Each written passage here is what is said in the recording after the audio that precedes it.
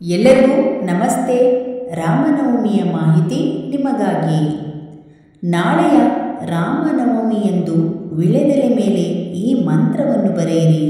ನಿಮ್ಮ ಕಷ್ಟ ಸಮಸ್ಯೆ ದೂರ ಆಗುತ್ತದೆ. ನಾಳೆ ಭಾನುವಾರ 6/4/2025 ರಾಮನವಮಿ ಬರುತ್ತಿದೆ. ನಾವು ರಾಮನವಮಿಯನ್ನು ಆಚರಿಸುತ್ತೇವೆ. ರಾಮನು ಈ ಭೂಮಿಯ ಮೇಲೆ ಜನಿಸಿದ ದಿನ. ಈ ದಿನದಂದು ರಾಮನನ್ನು ಪೂಜಿಸುವುದು ಎಷ್ಟು ಮುಖ್ಯವೋ ಹನುಮಂತನನ್ನು ಪೂಜಿಸುವುದು ಕೂಡ ಅಷ್ಟೇ ಮುಖ್ಯ. ಹನುಮಂತ ರಾಮನ ಅತ್ಯಂತ ಕಟ್ಟ ಭಕ್ತ.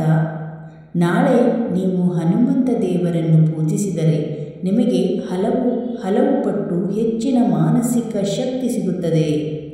ವೈಫಲ್ಯವನ್ನು ಎದುರಿಸುವ ಶಕ್ತಿ ನಿಮಗೆ ಸಿಗುತ್ತದೆ. ನೀವು ಏನೇ ಮುಟ್ಟಿದರೂ ಅದು ಯಶಸ್ವಿಯಾಗುತ್ತದೆ. ಏಕೆಂದರೆ ವೈಫಲ್ಯ ಎಂಬುದು ಹನುಮಂತನ ನಿಘಂಟಿನಲ್ಲಿಲ್ಲ.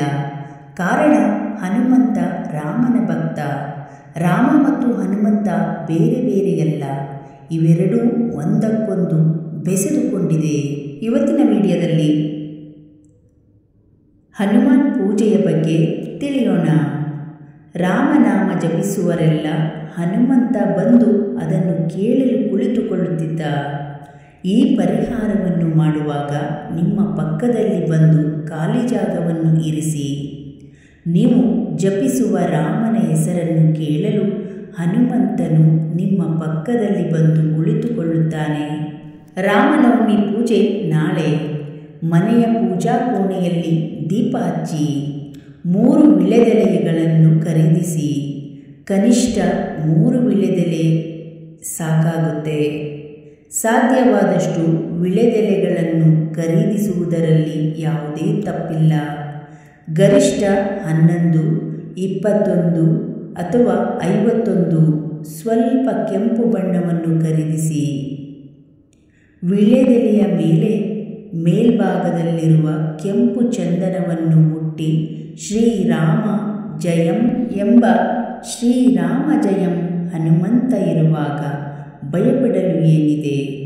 ನೀವು ಈ ಮಂತ್ರವನ್ನು 3 ವಿಳೆದೆಲೆಗಳ ಮೇಲೆ ಬರೆದು ಸುತ್ತಿ ಹಾರದಲ್ಲಿ ಕಟ್ಟಿ ನಿಮ್ಮ ಮನೆಯಲ್ಲಿರುವ ಹನುಮಂತನ ವಿಗ್ರಹದ ಮೇಲೆ ಇಡಬಹುದು. ನೀವು ಅದನ್ನು ಚಿತ್ರದಲ್ಲಿ ಹಾಕಬಹುದು. ನಿಮ್ಮ ಬಳಿ ಏನೂ ಇಲ್ಲದಿದ್ದರೆ ನಿಮ್ಮ ಮನೆಯ ಹತ್ತಿರದ ಹನುಮಂತನ ಗುಡಿ ಇರುವ ದೇವಸ್ಥಾನಕ್ಕೆ ತೆಗೆದುಕೊಂಡು ಹೋಗಿ ಈ ಹಾರವನ್ನು ಅಲ್ಲಿ ಬಿಡಿ.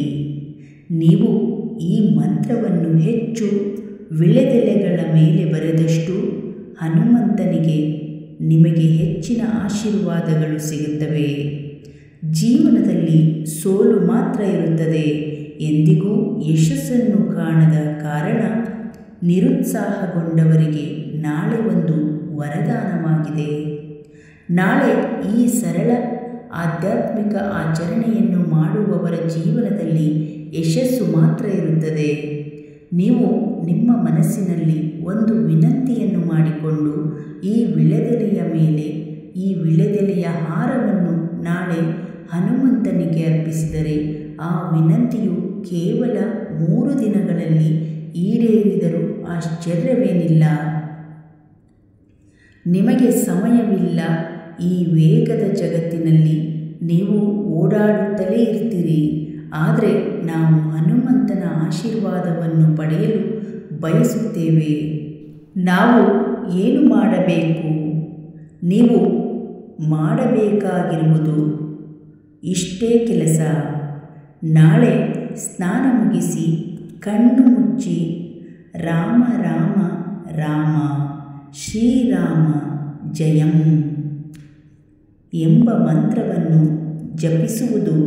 ಹನುಮಂತನು ನಿಮ್ಮ ಧ್ವನಿಗೆ ಓಡಿ ಬರುತ್ತಾನೆ ಎಂಬ ಮಾಹಿತಿಯೊಂದಿಗೆ ಈ ವಿಡಿಯೋವನ್ನು ಮುಗಿಸೋಣ. ಜೈ ಶ್ರೀರಾಮ್, ಜೈ ಶ್ರೀರಾಮ್, ಜೈ ಶ್ರೀರಾಮ್.